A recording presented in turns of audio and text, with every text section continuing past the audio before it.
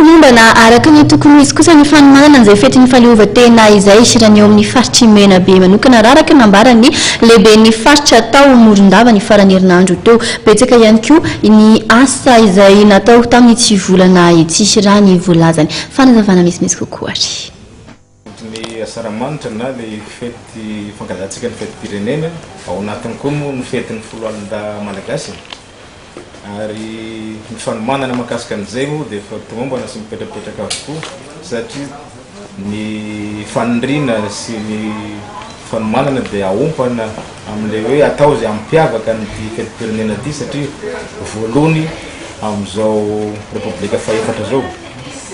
Tao anatiny ty volana jona ty moa dia betsaka ny asa zay natao sy mandeha ary ezahina ny anabe voany zay asa rehetrarehetra zay. Zany moa dia niantomboka tamin'ny fanaovantsony na fiaraha-miasa taminay ato amin'ny faritra sy ny ONG matoy fikambanana fangatahana toana eo amin'ny setry ny fampiroboroboana ny eny ambanivohitra. Dia ny voatsela moa zany dia nisan'iny fanokafana na ny fanombohana ny fanamboaran-dalana zay natongavana Filoha taty RNT 8 na le lalan'ny pirenena manomboka eto Morondava ka hatrany Beloha mandeha tsara zay asa fanamboaran-dalana zay koa zany zao eto.